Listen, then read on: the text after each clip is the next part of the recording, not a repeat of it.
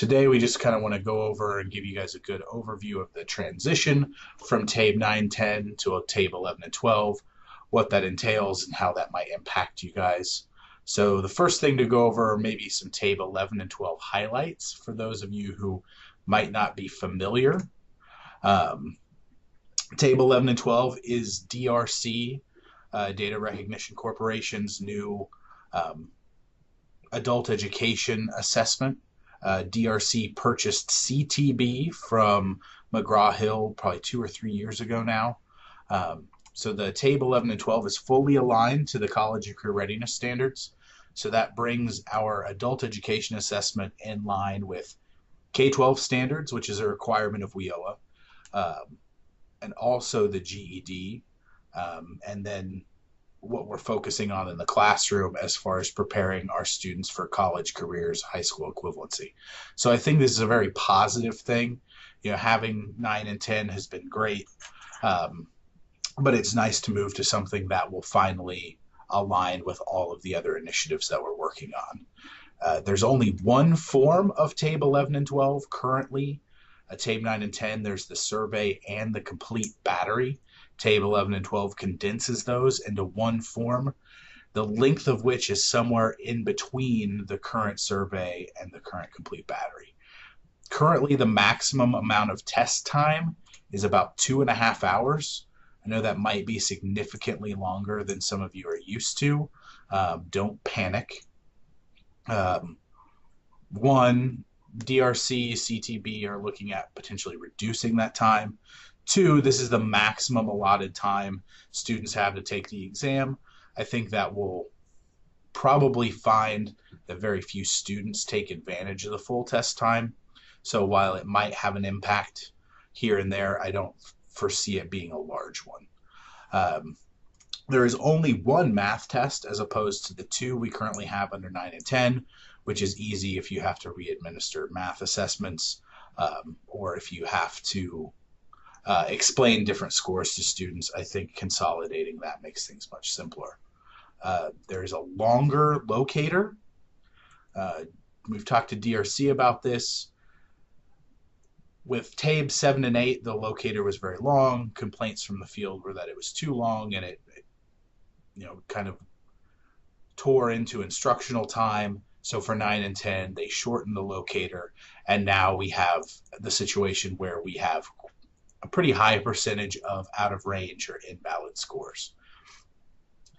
We can't have it both ways, so DRC's tried to kind of split the difference between that longer locator with 7 and 8 and the shorter one with 9 and 10.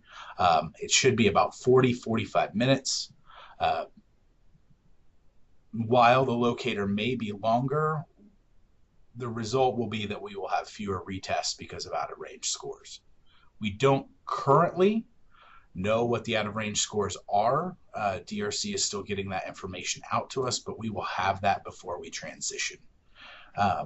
In addition to combining the math tests into one exam, there are now only 3 sections of TABE 11 and 12. You may always only have administered reading, math, and language. There were also spelling and language mechanics and things like that. DRC has either gotten rid of those or combined them into the other assessments. So now we have the reading, math, and language assessments. You are still only required to administer reading and math for your ABE, ASE students. We do still maintain the exception that if a student comes to your program and is only waiting to maybe pass the math portion of the GED, it would be acceptable to assess them only in math, level them in math, and work on that. I would advise against that, however, now that we can record an educational gain in any subject area. By pre-testing in at least reading and math and possibly language, you're maximizing your opportunities to get an educational gain. So at the end of the day, it's all what's in the best interest of the student and the student's time, but there's no lack of incentive for assessing them in every area because we can record an educational gain, even if that's not what we quote unquote level them in. The reason we're having this discussion is that TABE 11 and 12 were approved for NRS use last fall. That's a process that took quite a while. And like I said earlier, I think we're glad that that's happening, and we're excited to move forward with an assessment that aligns with all the things that we're doing. Kansas has submitted a new assessment policy. It's been verbally approved. We are waiting on written approval, and as soon as we have that, we'll get the new assessment policy out to everyone. There aren't many changes other than the ones that we announced at the WIOA kickoff meeting in July. The major changes reference the transition from TABE 9 and 10 to TABE 11 and 12. And the way we are handling that transition is we're trying to do a phased rollout. So the transition to TABE 11 and 12 will begin May 14th, 2018. So any new students you bring in on or after that day, you should pre-test with TABE 11 and 12. Now, if you run a condensed short-term adult education class in May and June, and you believe that your students will get enough attendance hours to post-test, you could still administer TABE 9 and 10. The most important thing is that students cannot be pre-tested on TABE 9 and 10, post-tested on TABE 11 and 12. So if you pre-test on TABE 9 and 10 towards the end of the fiscal year, and a student does not have at least 40 hours of attendance, you will lose your ability to post-test that student as of July 1. That's what we're trying to avoid by doing the phased rollout. So really think critically about how much students are going to be attending when you're delivering assessments and running orientations during that transition period. Again, the only time limit on TABE exams and assessment scores is that if a student's absent from your program for 180 days, you must reassess them on reentry. So there's no problem in assessing someone in May and then waiting until August when they return.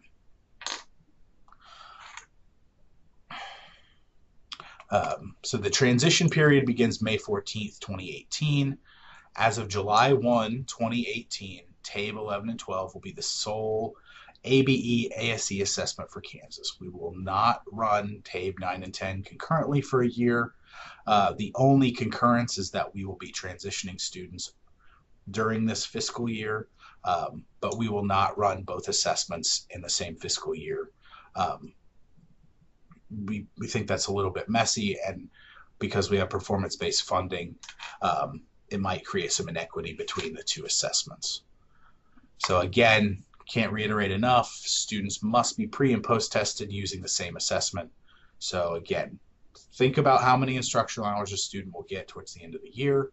If it's not going to be at least 40 before July 1, use TABE 11 and 12.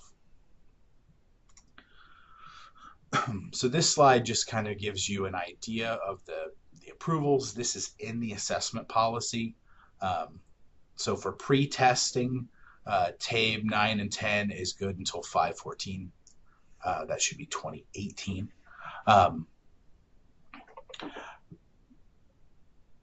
Again, if you're going to have enough instructional hours, the state is a little bit flexible, but we want to make sure that we're transitioning to students to TABE 11 and 12 as soon as possible. Current approval for TABE 11 and 12 is up through the end of the fiscal year in 2024. So as of now, we plan on using TABE 11 and 12 at least until that point in time. This is kind of just another visual chart to give you guys an idea of how that transition will occur. Something that you guys might want to look at, I know this is small, so I will be switching screens here in a second so that you guys can see this a little bit bigger.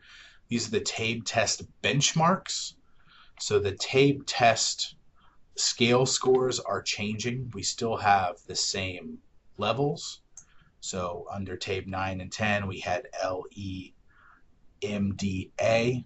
We will have the same 11, 12, LEMDA, but the scale scores will be slightly different. Let me share. I will be emailing this document out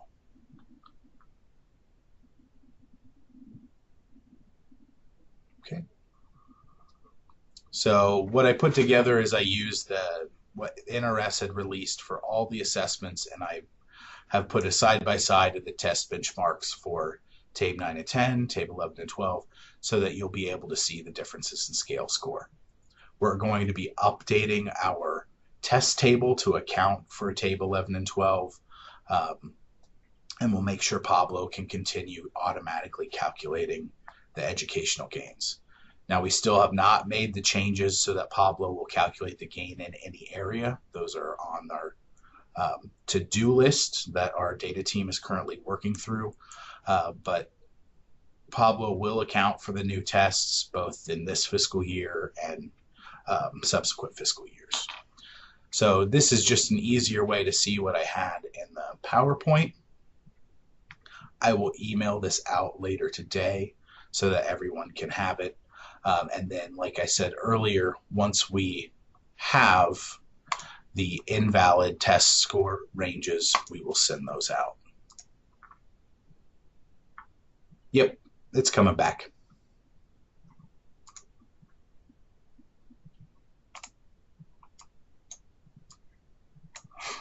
I'm switching between different programs, so it takes things away for a second as I make the switch.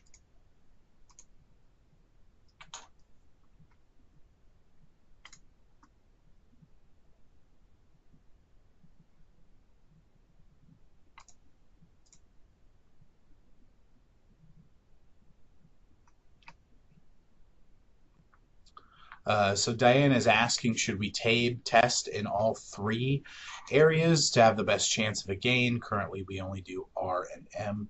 I think the first question to ask is what's in the best interest of your students. If you think they would benefit from all three, I would go ahead and do it, because programmatically that could be an advantage for us as well, because we'll maximize our opportunity for educational gains. But I don't want you to think that we're suggesting that you should add the test just to chase gains. Numbers are good, but we want the students' needs to always come first.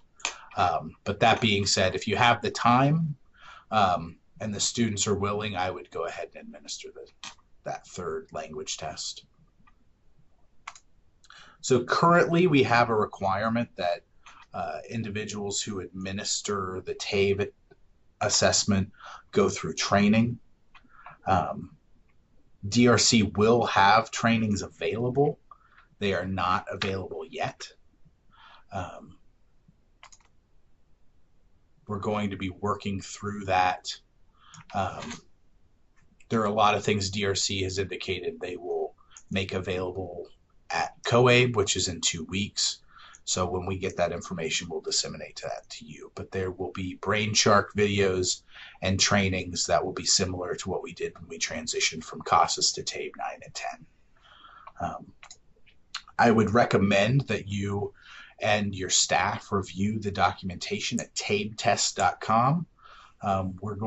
This is the end of my PowerPoint, so we're going to go over to tabetest.com right now and kind of look at the things they have available that you can get a look at before we make the transition.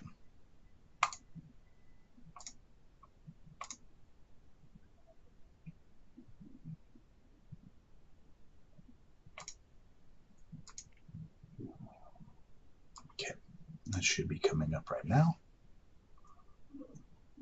Okay. So this is tabetest.com. This is different than DRC's regular landing page where you can purchase the assessment. The customer service number is up here at the top. The currently 11 and 12 in paper pencil version are not available for purchase. We don't know pricing on those yet. That we will find out. Our DRC reps have confirmed at COABE they'll be giving out catalogs. And then at that point, we will determine what support KBOR might provide for using paper pencil. We are strongly suggesting that individuals move to online. We're going to go a little bit through that system here in a couple minutes. But this is the main landing page for the TABE assessment that talks about their current TABE products. You have TABE PC, TABE Online, and then here you have TABE 11 and 12. there are a few things here that you might want to look at. They have some sample practice items that you might want to go through with your instructors so that they know what the new assessment will look like. They have practice items for the different subject areas and the levels. They don't have the literacy level on there. They should be releasing those again, I think, with the paper pencil versions. But you can go through these and kind of get an idea of what some of the question types will look like. I like in this transition kind of like it was from the 2002 GED to the 2014 GED, with the shift to the college and career readiness standards. They're going to be looking at different question types, maybe some fill in the blanks, some matching, some drag and drop. So in this E level, it's mostly reading and then multiple choice, but there are other question types as well that you can look at, and that might be something that you would want to prepare your students for before they sit down to take the exam. So those are available for you guys to look at. I'm going through these pretty quickly because you can go and pull them up on your own, but I would recommend taking a look. Some of the other things that they have available are test blueprints. The test blueprints really go down for each subject area and test level and go through what standards are covered and what standards are assessed. So I believe this will also be covered on the assessment sheet that we get, so the diagnostic that the DRC system will spit out when the student's done with their assessment. I believe it will address the standards students are deficient or not as proficient in. So this will be a good thing for your instructors to look at so that they know in each level what students are being assessed on. Not that we want to tailor our instruction to the test, but it's nice to know what students will be asked when we sit them down for their assessments. There's also an objective structure which gives an overview of the overarching competencies that are in each level for each content type. And that again can help you plan your instruction. It can help you address where a student needs the most assistance. Then another thing we have, like I said, we don't have the official training tools yet. We do have an ability to look at the testing system that you can have your instructors look at so that they understand the technical functionality of the DRC Insight system and maybe what students are looking at when they're taking the test. For that, you would click here under Online Tools Training. I've opened that in a new tab. And then you'll need to click this link here, which takes you to a different page, which is the online tools training that you'll then click. And then you have a couple options. You can look at the 9 and 10 practice, but you can also look at the practice for the TABE 11 and 12 reading, math, or language. So we'll click on reading. We'll do level A, standard. There's also an audio version for those who have a vision impairment. And again, this is what a student will look at when they sit down after you've scheduled their TABE test.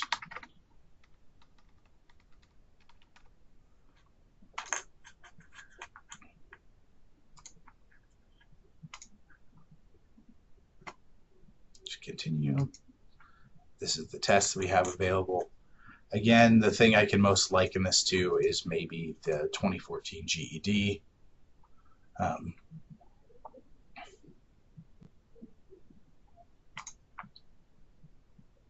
Or maybe even the Aztec system.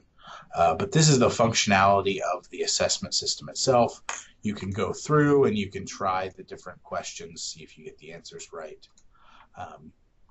But there are some things here, students can eliminate options. They can use the highlighter.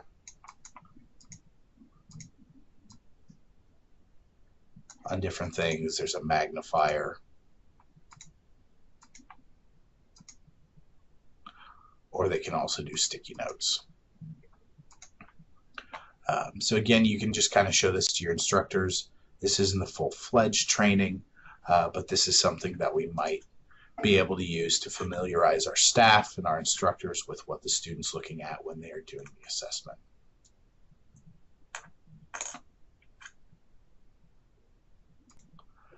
This portal is where you'll go to set up new user accounts, to register students for the test, to set up test sessions, to pull reports. All of those things are done through this web portal. My login information is already saved, so we'll log in and you see this screen.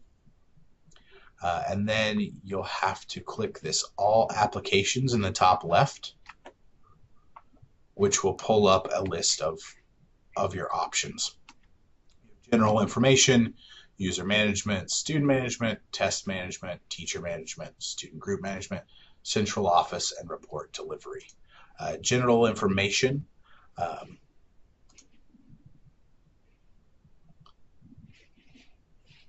thought, general information will have documents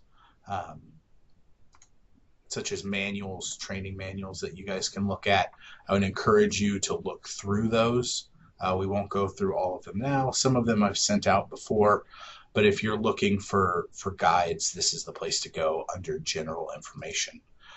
The big question I've been getting lately is about people who are setting up the TABE test on individual machines. Once you've installed the test software in your computer lab, you'll start up the software and it will ask for an org unit ID number. That's not something that we have. That's something we can look at, but it's something that you actually create yourself when you set up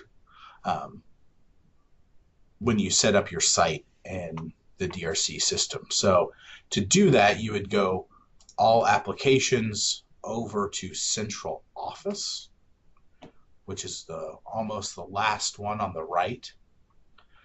One important thing to remember when using the DRC Insight system is that DRC's original purpose was to deliver K-12 state assessments. They deliver them for multiple states. I don't believe Kansas is one of them, but they purchased TABE and TASK, and that is sort of their first foray into adult education. So when you think of this system, you would think of a central office at a USD controlling the different test configurations, different test types that would be delivered throughout their district. That's why you see things like central office services. You'll see the Board of Regents described as a district. It's because they're kind of fitting us into that K-12 mold, and that shows in the way their software functions. For testing program, again, because we are adult education, we have one approved assessment. That would be the TABE. So you would select TABE. That's the only option we're ever going to have. Potentially, I'll take that back. If they move Class E online, we might have that. Then you would select the site. So we could do Lawrence, since Lawrence is on the line. And we can look at a configuration they have. So Lawrence actually has their configuration set up. They have a total of 53 tests or testing devices. Some of them need updated, which is fine. And I agree, hopefully not if, but when for Class E. Angie says that's something that we would like very, very much. So once your configuration is set up, your org unit ID number is on the left side here. Underneath, the configurations on the left side. Down here, we have USD 497, or unit ID number 185-191-8872.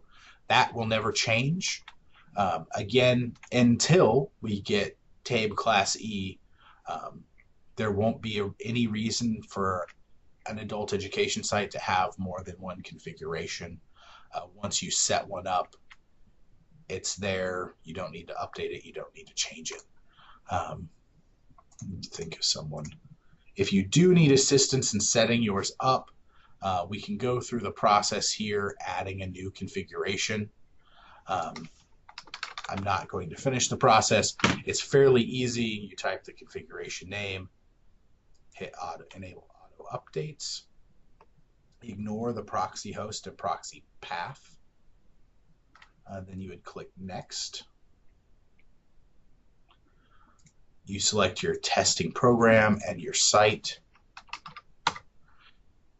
You will not need to do this again for TABE 11 and 12. Your configuration will be the same.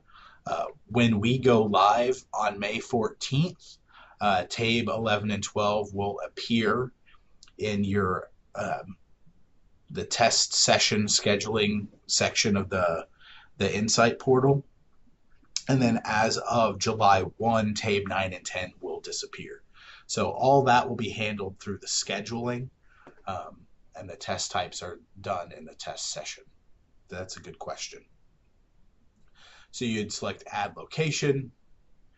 After you select your site, there is no drop down for sites. You have to start typing in the site name. You ignore this TABE, TB, TSM content caching. That's not something we do. And then you would click next, and then you would click save, and then you're done. But because we already have one set up for Lawrence, I'm not going to do that. If you have questions about setting up your configuration, let me know. Everyone in the state, or every program director, I should say, in the state, should have an administrator account for their site. I set those up when we made the transition. If you or that person don't know what the username and password is, please let me know. I can go in. I can't see your username and password, but I can reset your account. That will generate an email where you can go in and you can reset your account on your own. So that's kind of a brief overview of how you would get configuration set up, creating new users, things like that. Those are in the manual. If there is a demand for making a webinar or a recording on how to do some of those things, we can certainly go through that. On the student and test management side, I have registered fake students to kind of walk myself through the process, but I am not an expert in that because we don't actually deliver assessments here at the Board of Regents. So what we might do instead is find someone from the field who's an expert in that and maybe can make a webinar for us. But if you have questions on that, always let me know and we'll make sure that we get the answers for you. And again, we're encouraging everyone to use the online. It's much less labor intensive. It's much easier to get the diagnostic. More importantly, at least for the time being, it is free to you as we are paying that cost at the state level. So we would encourage you to take advantage of it. I would also say if you're having issues, I can help with minor things. But there's no substitute for DRC's support staff. So I have put in the support customer service number in the chat box just in case you would need it.